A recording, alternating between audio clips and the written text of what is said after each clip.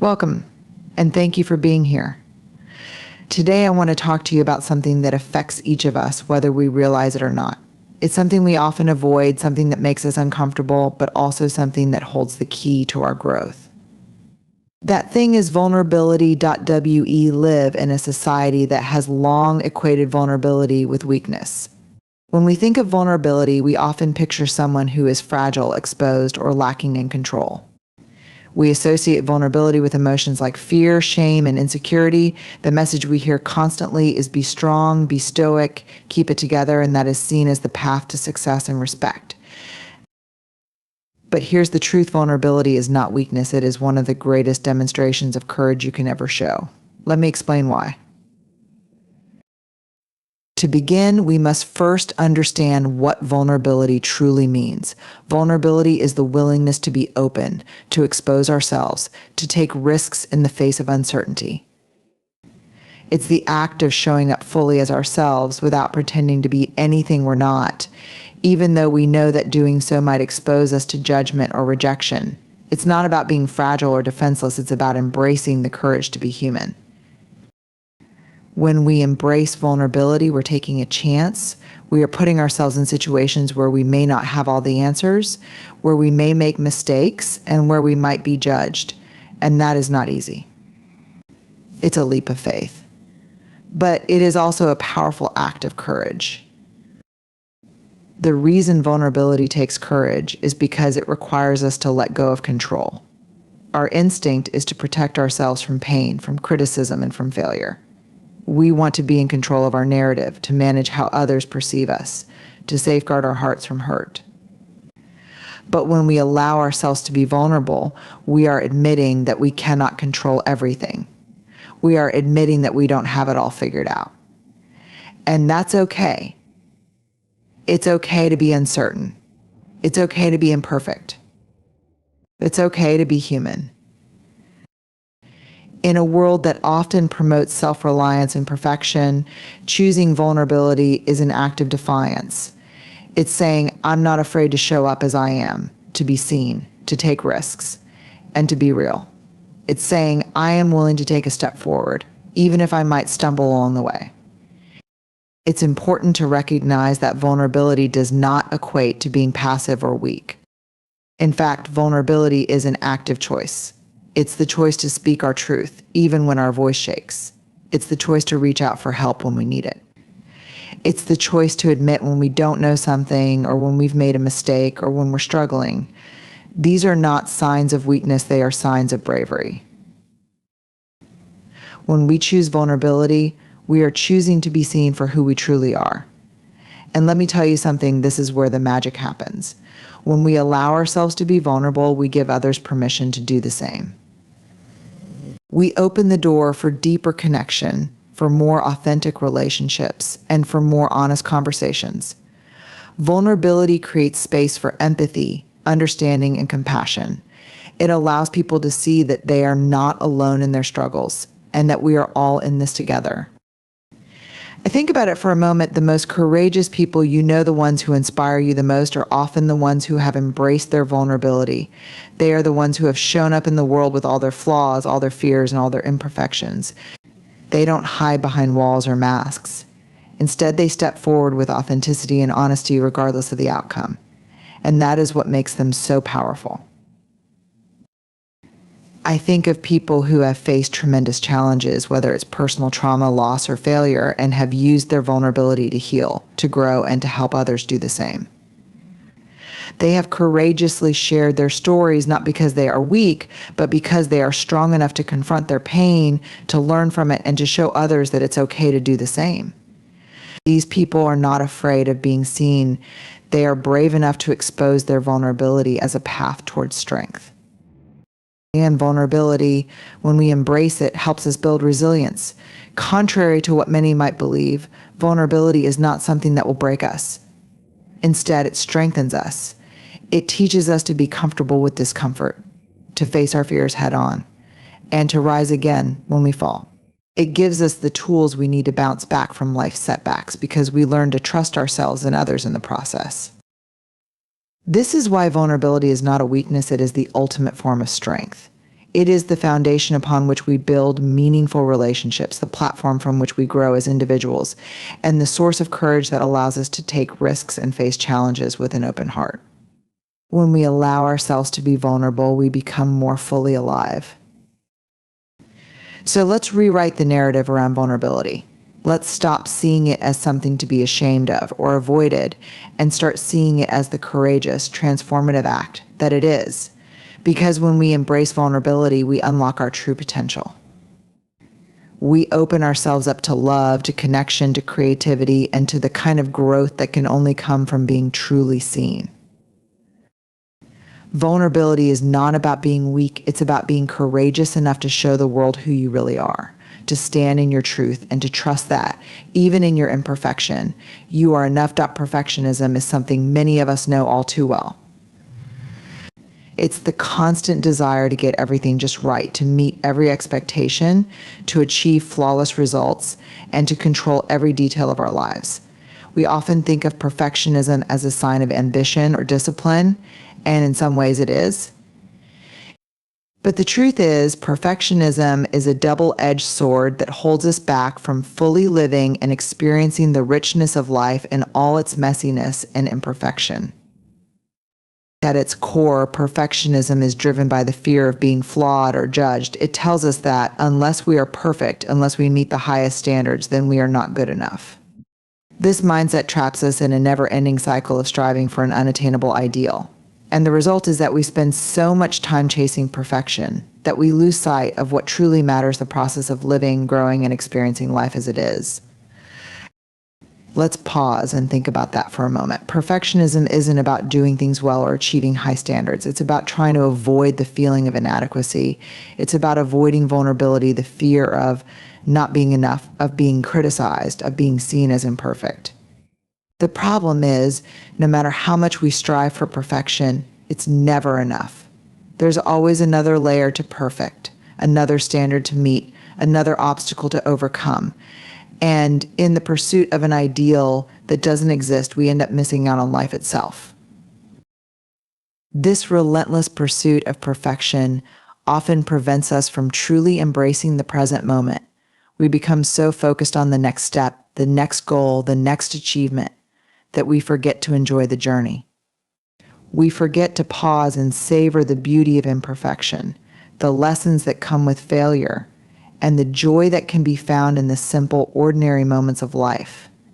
Perfectionism, in essence, robs us of the ability to truly live because we are always chasing a version of life that isn't real. One of the most damaging effects of perfectionism is that it keeps us stuck in a place of fear. When we set impossibly high standards for ourselves, we are paralyzed by the thought of falling short. We begin to avoid taking risks or trying new things because we fear that we won't be perfect at them. We hesitate to express ourselves fully because we fear judgment or criticism. We avoid vulnerability because we don't want to be seen as less than. And as a result, we start to limit ourselves, staying in our comfort zones and shrinking back from the experiences that could bring us the greatest growth and joy. This fear-based approach to life means we are often living in the future in a world of what-ifs and shoulds that doesn't exist yet. We are constantly worrying about how things will turn out, imagining worst-case scenarios, and feeling overwhelmed by the idea that we have to control everything. But in doing so, we miss the only reality that we have, the present. We miss out on the moments of connection, laughter, and peace that come from being fully engaged in the now. We miss the small victories, the moments of learning and growth, and the joy that comes from simply being human, imperfect, messy, and real. The truth is, perfectionism keeps us from experiencing life authentically. It makes us hide behind a mask of having it all together when the reality is, none of us do. We are all figuring it out as we go along. We all stumble, we all make mistakes, and we all have moments of doubt. The beauty of life doesn't lie in perfection, it lies in the moments when we embrace our flaws, our fears, and our vulnerabilities. It's when we are willing to be real with ourselves and others, to show up imperfectly, that we truly connect and experience the richness of life. Another harmful aspect of perfectionism is how it impacts our relationships. When we hold ourselves to impossible standards, we begin to do the same with others. We expect them to be perfect, to meet our idealized vision of who they should be. We become critical, judgmental, and demanding, and this erodes the trust and closeness that make relationships meaningful. Relationships are built on the foundation of vulnerability and acceptance, not on perfection. When we can accept ourselves and others as they are flaws, mistakes, and all, we open the door to deeper, more authentic connections.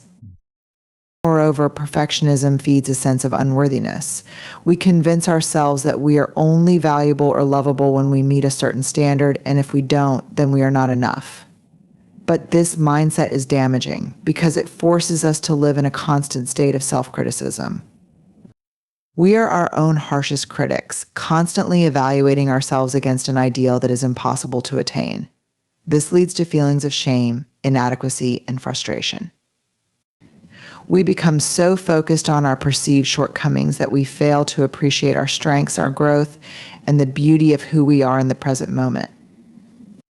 What if, instead of striving for perfection, we embraced imperfection? What if we allowed ourselves to be human? What if we acknowledge that we are not perfect, and that's okay? What if we let go of the need to be flawless and allowed ourselves to experience life with all its ups and downs, its beauty and its messiness? This is not to say that we should stop striving for improvement or that we should abandon our goals. It's about finding balance, about embracing the process of learning, growing, and evolving without getting lost in the pressure to be perfect. It's about allowing ourselves the freedom to fail, to make mistakes, and to be imperfect, because it is in those moments that we learn the most about ourselves. It is through our mistakes and failures that we grow stronger, wiser, and more resilient. But in the end, perfectionism keeps us from truly living because it keeps us focused on an idealized version of life that doesn't exist. It traps us in a cycle of fear, self-doubt, and self-criticism, preventing us from experiencing the richness and depth of the human experience. When we let go of the need for perfection, we open ourselves up to the beauty of imperfection, the beauty of being real, being present, and being human. And that, my friends, is when we truly begin to live. At its core, human life is all about connection. From the moment we are born, we are wired for relationships, for bonds with others. As children, we depend on our caregivers for survival. And as we grow, we continue to seek connection in every stage of our lives. Yet, in a world that is increasingly fast-paced, digital, and sometimes isolating, we often overlook the true power of connection. But the reality is that our well-being, our happiness, and our ability to thrive all hinge on one fundamental truth: we are not meant to live alone. Connection is the glue that holds us together. It is the invisible thread that ties us to others. And it is through our connections with others that we experience some of the most profound and life-changing moments. Whether it's the bond between family members, the camaraderie of close friends, or the deep love between partners, connection is what gives life meaning. It's the force that nurtures our mental health, fuels our creativity, and gives us the strength to face life's challenges. One of the most powerful aspects of connection is its ability to create a sense of belonging. As human beings, we have an innate need to feel like we matter, to feel seen, heard, and understood. When we connect with others, we experience a deep sense of validation. We realize that we are not alone in our experiences, that someone else somewhere can relate to our joys, our struggles, and our dreams. This feeling of belonging is essential for our emotional well-being, and it provides us with the emotional support and security needed to thrive. When we are connected to others, we also begin to understand our shared humanity. We recognize that, despite our differences, we are all walking this journey of life together. Connection reminds us that we all have hopes, fears, and desires that make us more alike than we are different. In this shared space of vulnerability, we break down the walls that separate us. Our ability to connect with others bridges the gap between cultures, beliefs, and backgrounds, and allows us to see each other as fellow human beings rather than as strangers or adversaries. Moreover, connection is the catalyst for personal growth. It is through our relationships that we learn about ourselves, our strengths, our weaknesses, our values, and our priorities. Whether it's through the support of a mentor, the wisdom of a friend, or the challenges we face in a romantic partnership, connection forces us to confront who we are and who we want to become. Our connections with others provide us with feedback, encouragement, and perspective that help us grow and evolve in ways that we may not be able to achieve on our own. However, perhaps one of the most profound benefits of connection is its ability to provide us with resilience in the face of adversity. Life is filled with challenges, loss, disappointment, failure, and pain. But when we have deep, meaningful connections with others, we are not alone in our struggles. Our relationships act as a safety net, providing us with the support, encouragement, and understanding we need to navigate difficult times. In those moments when we feel weak or overwhelmed, it is often the love and support of others that gives us the strength to keep going. The power of connection also extends to our health. Studies have shown that people who have strong social connections live longer, healthier lives. They are less likely to experience depression, anxiety, and chronic illness, and they tend to have better immune function and greater life satisfaction. In contrast, social isolation has been linked to a variety of negative health outcomes, including increased risk of heart disease, cognitive decline, and even premature death. Connection is not just a nice to have, it's essential for our survival and well-being. Yet, despite all the benefits, many of us struggle with connection. We live in a world that often prioritizes individual achievement, productivity, and independence over togetherness and collaboration. We can easily fall into the trap of thinking that we need to do everything on our own, that asking for help is a sign of weakness, or that our worth is determined by our ability to succeed without relying on others. In reality, the opposite is true. Connection is not a sign of weakness, it's a sign of strength. In order to truly experience the power of connection, we must be willing to be vulnerable. We must let go of the need to appear perfect or invincible and allow ourselves to be seen for who we truly are. This means opening up to others, sharing our fears and our dreams, and being willing to ask for help when we need it. Vulnerability is the gateway to deep connection because it creates a space of trust, empathy, and mutual understanding. It allows us to let down our guard and show up as our authentic selves without fear of judgment or rejection. Connection also requires us to actively nurture our relationships. It's not enough to simply have as we move through life. It's easy to get caught up in the hustle chasing achievements, checking off to-do lists, and striving for perfection.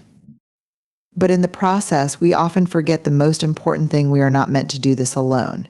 The power of connection is something we must embrace and nurture in order to truly thrive. It's not about being perfect or achieving everything on your own. It's about being real, being vulnerable, and allowing yourself to deeply connect with others. True strength doesn't come from isolation or self-sufficiency. It comes from our relationships, from the people who lift us up when we fall, from the moments when we share our deepest fears and joys. It's the quiet support of a friend, the unconditional love of a partner, and the sense of belonging that comes when we realize we are not alone in our struggles. So I challenge you today, take a moment to reflect on the connections in your life. Are you nurturing them? Are you being vulnerable and real with those who matter to you? Are you showing up not just for yourself, but for others as well? Because it is through connection that we find the resilience to keep going, the wisdom to grow, and the joy that comes from knowing we are part of something greater than ourselves.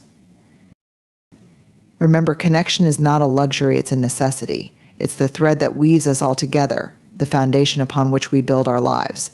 And when we embrace its power, we open ourselves up to a life that is richer, fuller, and more meaningful than we ever imagined.